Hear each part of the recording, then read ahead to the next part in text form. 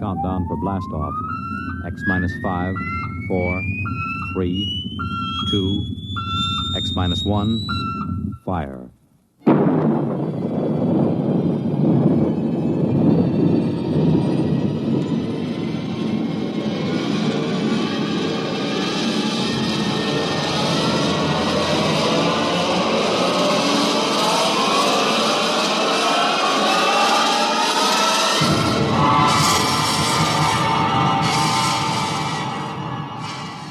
From the far horizons of the unknown come transcribed tales of new dimensions in time and space.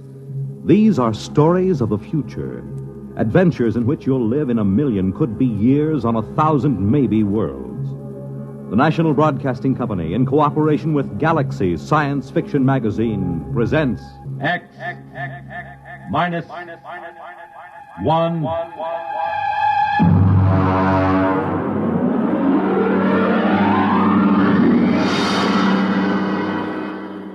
Tonight, the Mark Clifton story, Star Bright.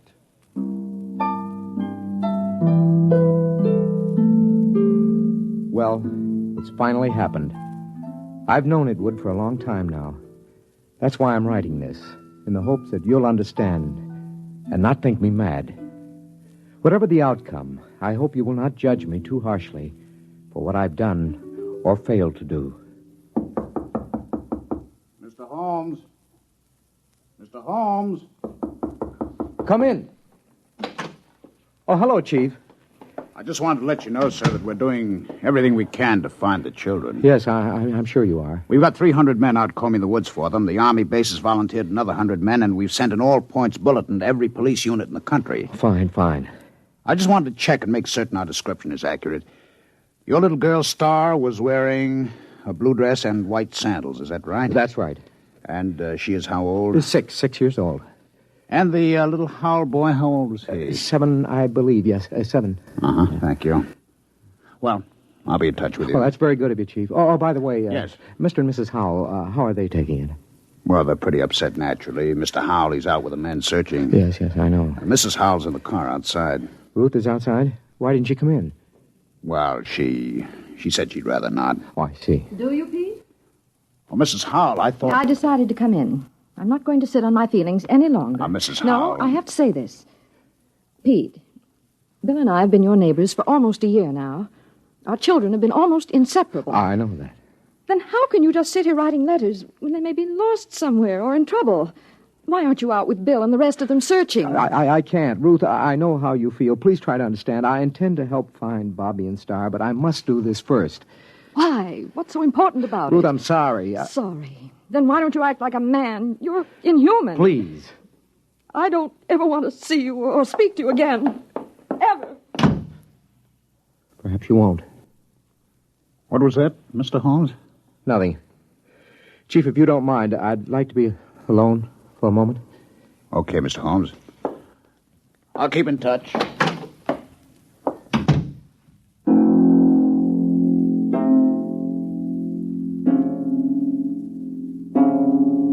How can I tell them? How can I make them understand? I write this to you because they must be made to understand somehow, but I have to begin at the beginning. I think I first noticed it one evening when Star was 3 years old. I was in my reading chair going over some work. Star was sitting on the floor in the circle of light with her blunt-nosed scissors and scraps of paper. Her long silence made me glance down. And then we glue this together, put a line here and there. Star. Like that. Star. What is it, Daddy? Can I see what you've made? Uh-huh. Well. It's quite a coincidence. What? You know what they call a piece of paper joined together with a half-twist like this? Nope. It's called a Mobius strip. You mean somebody already made one? A man named Mobius, mathematician, long time ago. Did he know you can put a line on it like that so it has one side all joined? Yes, he did. Someday I'll tell you what it means. Now do it. What? Tell me about a Mobius strip. Very complicated. Then read me about it. Oh, you wouldn't understand, honey. Read me anyway. Okay, young lady. But I warn you, It'll be like one of those nonsense rhymes. At least, I hope it will.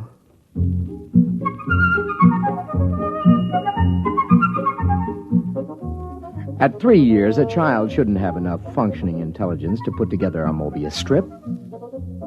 I'd known for some time now that Star was an exceptionally bright child.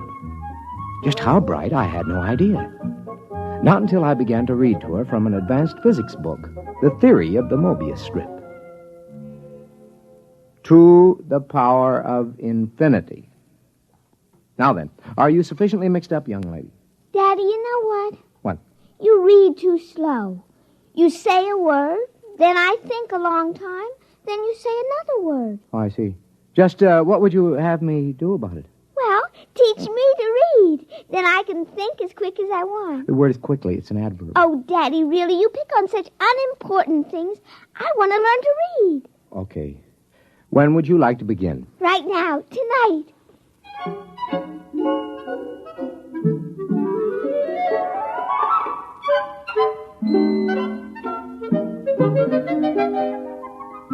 Before she went to bed that evening, my daughter was able to read.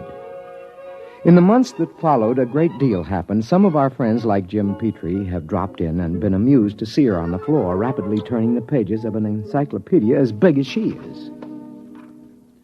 Sit down, Jim. Oh, thanks. Star, aren't you going to say hello to Uncle Jim? Hello. I see she's taken to looking at the pictures in the encyclopedia, huh? Oh, yeah, yes. Come on in the library, Jim. I'd like to talk to you privately. Yeah, sure thing. Bring your drink, huh? Okay. I'll shut the door here. Why all the secrecy? Sit down. Now, Jim, we've been friends, you and I, ever since engineering school. So? Neither of us have ever mentioned it, but one of the reasons we were drawn together is because both of us have IQ somewhere up in the genius ratings. Oh, I think it was more than that. Well, that played a part. It isn't easy to be exceptional in a world which regards mediocrity as the only behavior above suspicion. Well, we all have to live with our afflictions. Yours and mine is a quick mind in a dull environment. What would you do, Jim, if you were a parent, as I am, whose wife had died, as Eleanor did, and you discovered that your only child was, well, afflicted with a fantastically brilliant mind? Star? Oh, come on, Pete. Any little girl who's content just to look at the pictures in the encyclopedia. Jim. I mean, after Jim. all. What? She wasn't looking at the pictures. Huh? She was reading the pages. What? But she was turning them as fast as humanly possible. She was reading them. What? I know. I've tested her. She not only remembers everything, she understands the concepts. She even gets impatient with them. Well, have you measured her? Well, I've given her IQ tests, aptitude tests, reaction tables, all the paraphernalia for measuring something we know nothing about. And? Tests don't work. How do you mean? Well, either the tables are screwy or Star's beyond all measurement. Pete, are you sure you're not projecting this? I mean, isn't it possible that a few accidental... Daddy, Yes, honey. I got lonely. Okay, come on in. Uncle Jim, would you read me a story? Why don't you read your own story? Because I'm only 3, and 3-year-olds can't read. And so she had found the answer to her affliction by herself. Conformity. She had already learned to conceal her intelligence. So many of us break our hearts before we learn that. When Star was 4 years old, according to state law, her mind had developed enough so she could attend nursery school. Hi, Daddy. Hi, honey. Did you, like nursery school? Oh, yes, it was fun. What'd you learn today? Not much. I tried to cut out paper dolls, but the scissors kept slipping. Now, look, Star, don't overdo it. That's as bad as being too quick. The idea is that everybody has to be just about standard average. That's the only thing people will tolerate. It's expected that a little girl of 4 should know how to cut out paper dolls properly. Oh. I guess that's the hard part, isn't it, Daddy? To know how much you ought to know. Yeah. That's the part I always found hard when I was young. It's really all right. I let one little girl show me how to cut them out, so now she likes me. She just took charge of me and told the other kids they should like me, too. So they did, because she's the leader, even if she is one of the stupids. What? The stupids. That's the trouble with you, Daddy. You don't grasp things right away. That's because you're only a tween. Between? I assume that means an in-between? That's right. You're in between a stupid and a bright. And you're a bright.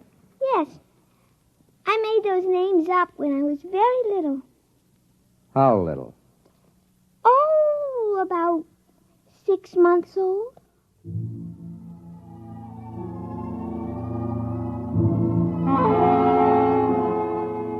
The thoughts began to whirl around in my head after that one. A small fear kept growing inside me. How profound was this little imp that was staring up at me? How much did she understand already? Even as the thought formed, I learned the final horrifying fact about my little girl. It's all right, Daddy. Don't be afraid of me. Well, how did you know that I was thinking anything like that? Well, I just figured it out. Star, Yes, Daddy? now I want you to answer me honestly when I ask you this next question, will you? Yes. Star, can you read people's minds? Are you a telepath? Well, Yes, Daddy. I thought so. You read my mind just now, didn't you? Yes. Now, I'd like to know something else. All right. Can you teach me to do it? You're already learning it, Daddy. The trouble is you're so slow you didn't even know you were learning. Oh, I see. Daddy, Yeah? you know what I wish? What do you wish? Well, nothing.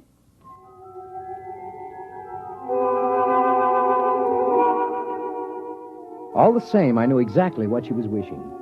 She was wishing for a companion whose mind would match her own. You see, I was becoming telepathic.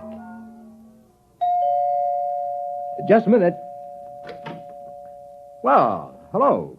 Is your little girl home? Yeah, she's upstairs. Who are you? I'm Robert. Robert who? Robert Howell. My mother and father moved next door yesterday. Oh, well, come in, Robert. I'd like to play with your little girl. How'd you know I had a little girl?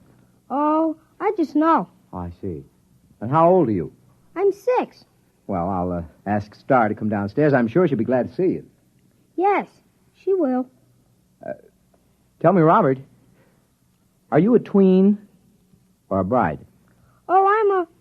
What did you say, Mr. Holmes? Nothing.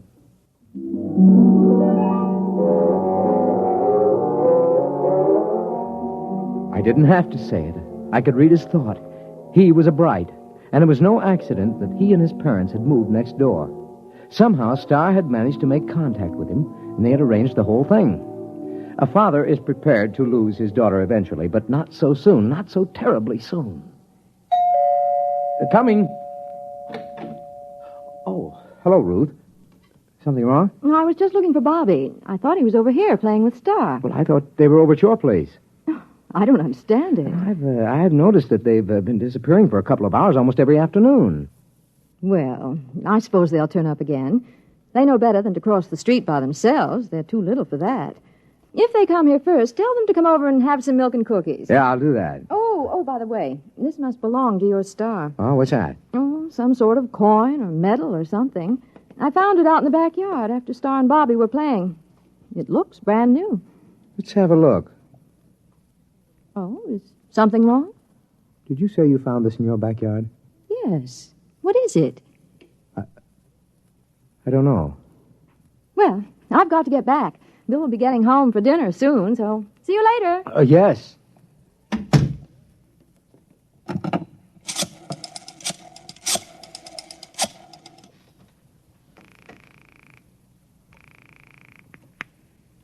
Hello? Jim, Yes. do you have a portable spectrophotometer?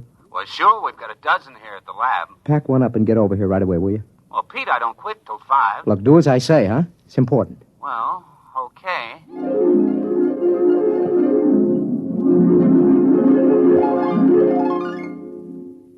Uh-huh. Huh. Well? Let me check the amount of radioactivity again. You've checked it 4 times. That's about it. Okay. What's your opinion of this coin? Well, first of all, let me say this. It's the real McCoy. And? Also, it doesn't exist. Makes sense. Look, Pete, that coin is pre-Egyptian. It's hand-cast. It's made out of one of the oldest bronze alloys, one that was lost 4,000 years ago. So it's 4,000 years old. It is and it isn't. What do you mean? Listen, Pete, old coins show wear. The edges get rounded with handling. The surface oxidizes. The molecular structure changes, crystallizes. Pete, this coin is authentic, and yet it's brand new. It might have been struck off yesterday. You realize, of course, that that's impossible. Where'd you get it, Pete? I don't know. I think the kid's got it. Star? Yes. How? I don't know. I'm almost afraid to think. Well, why not ask her? She isn't around. She and Robert are off playing somewhere. Well, do you know where? No, Oh, Jim, it's just too fantastic. It isn't possible. I haven't said a word. I know what you're thinking. As a matter of fact, I was thinking something fantastic. How did you guess? I just guessed. Jim, let's find those kids right now. Okay. Star! Robert! Let's try the playroom. Star? Robert? Not in here. Let's try back here. I hear something. What? Pete, it's coming from the room we were just in. That's impossible. There's no place they could have hidden. I'm going to open that door. Peekaboo, Uncle Jim. There they were, in the middle of the playroom, holding hands, a little shamefaced, a little defiant. Star, Robert, where have you been? Now, I know you weren't in this room a few seconds ago, and there are no windows you could get through. Well? It's nothing, Daddy. We just went a little ways. That is not answering me. Where did you go? You see, Star, we've found this coin. Come on. I shouldn't have to tell. You're both just tweens. Star, I'm still your daddy. Even brights have feelings about their parents. Now. I tried to ESP you, Daddy. Does she mean extrasensory perception? Yes. You just don't ESP good, Daddy. Robert does it very nicely. He can always find me when I hide. That's 'cause you don't have much imagination. I do, too. Yeah, but you always have to look at a book to ESP what's in it so you leave an ESP smudge. I just look at where you left the smudge, and I go to that place, and that time, and there you are.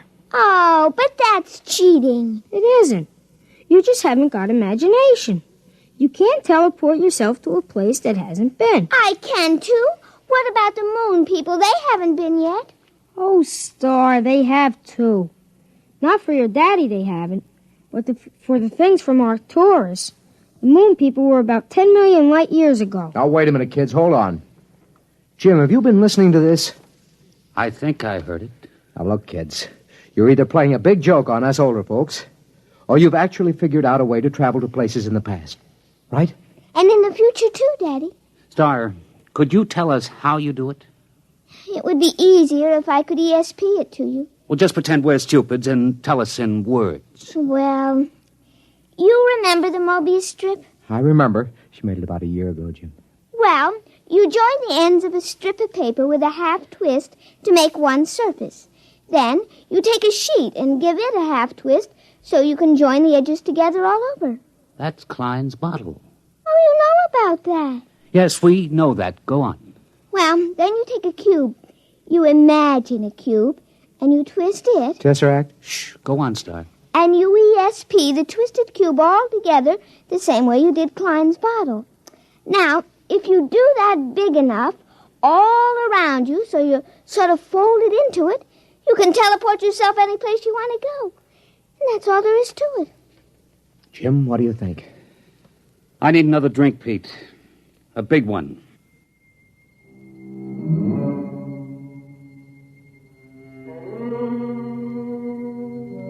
That's all there was to it. The line, the plane, the cube, those were Euclidean physics. The Mobius strip, the Klein bottle, the twisted cube, those were Einsteinian physics.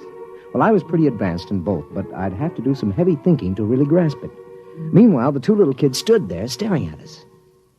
Star, Robert, Can you tell us some of the places you've been? All over, Uncle Jim. The Romans and the Egyptians and places like that. Is that how you got the coin? Uh-huh, I found it. It wasn't stealing, was it, Daddy? I just found it in the dirt. We'll skip that for a minute. What about going to the future? There isn't any future, Mr. Holmes. What's that? It's kind of hard to explain. Even Star doesn't get it. Oh. But when she gets to be 6, like I am, she'll probably understand. Well, try to explain it to me. Well, it's all connected, just like the Mobius strip. If you go far enough, you'll get back to where it starts again. You start with the cavemen, then us men, then atomic men, the moon men, planet men, star men, and Brights. Only somehow... What? The Brights got off the strip. We haven't been able to find them any place in time. I'd sure like to know how they got off and where they are. Now, look, kids, this kind of thing can be dangerous. You might be eaten by a dinosaur or something. Oh, we just ESP ourselves right out of there. Well, anyway, I don't want you leaving this part of the time strip. Not again. Daddy. Now, I may be just a tween, but I'm your father. I always mind you, Daddy. Yeah? What about going off the block? But, Daddy, we didn't cross a single street. Nevertheless... Pete, think of what you're doing. Pictures, specimens, recordings, not only from the past, but from the future.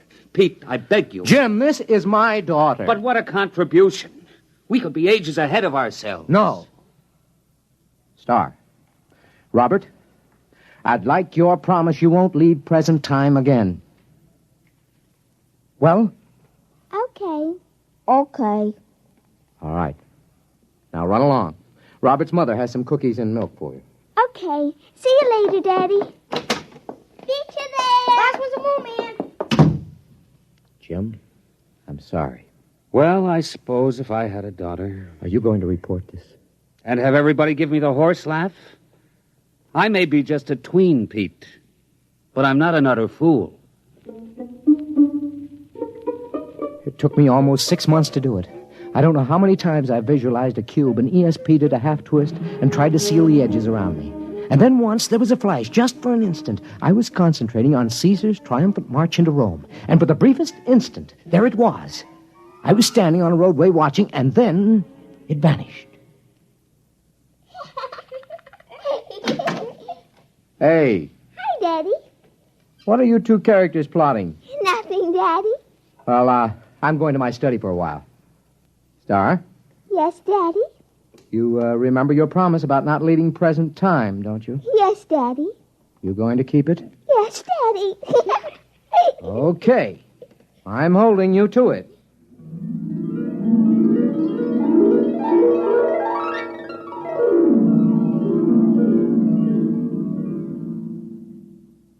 Hello? Hello, Pete, this is Ruth Howell. Yeah? Are the kids there? No? When did you see them last? What time is it? Oh, about 10 this morning, 6 or 7 hours ago. Why? Oh, Pete, I'm worried. What's up? Well, they were upstairs in Bobby's room. I was in the living room. Now, I could swear they didn't come downstairs, and yet, when I went up there, they were gone. That was over 5 hours ago. Ruth, are you sure they didn't come down? I was in that living room every moment. Pete, I'm Now, Ruth, don't get panicky. I'm coming right over. Just don't get panicky.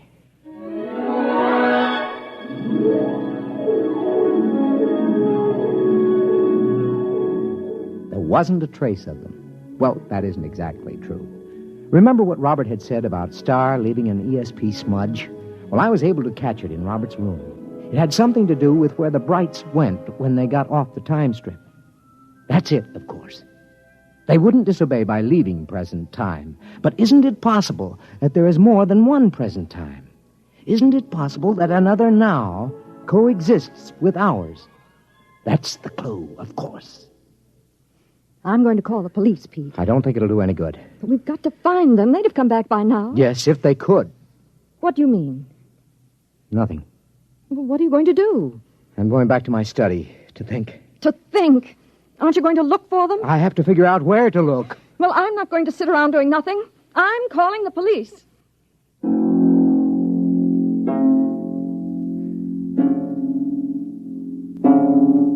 That was this morning. I've been doing some desperate concentrating since then, Jim. I'm writing this down so you'll know. I've already managed to go back to the time of Cheops, and ahead to the time when men were navigating to distant planets in a matter of days. But the big job remains. How to get into a dimension parallel with our own at the same time. I figured out that to get the equivalent of a Mobius strip with depth, you must use the supercube, the tesseract. That's what I'm working on at the moment. If I succeed, there is a possibility I may not be able to get back. I hope you will be able to make Bill and Ruth Howell understand. Okay, now if I take 6 cubes and fold them in one another so that every angle is a right angle. Yes, all right, I've got that. And now if in folding, I ESP the tesseract, a half twist around myself. Mr. Holmes? Mr. Holmes, are you in there? Mr. Holmes? We'll have to break in. It's locked from the inside. Mr. Holmes! Pete! Pete, where are you? Pete! That's funny. The door was locked from the inside, but here's his fountain pen with the ink still wet. But he's gone.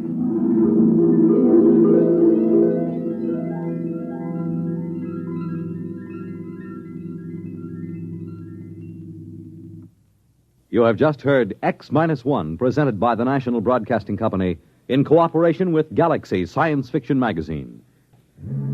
Tonight, by transcription, X-1 has brought you Star Bright, a story from the pages of Galaxy written by Mark Clifton and adapted for radio by George Lefferts. Featured in the cast were Sarah Fussell, Lawson Zerby, Bill Quinn, Billy Harris, Ralph Bell, and Kate Wilkinson. Your announcer, Fred Collins. X-1 was directed by Daniel Sutter and is an NBC Radio Network production.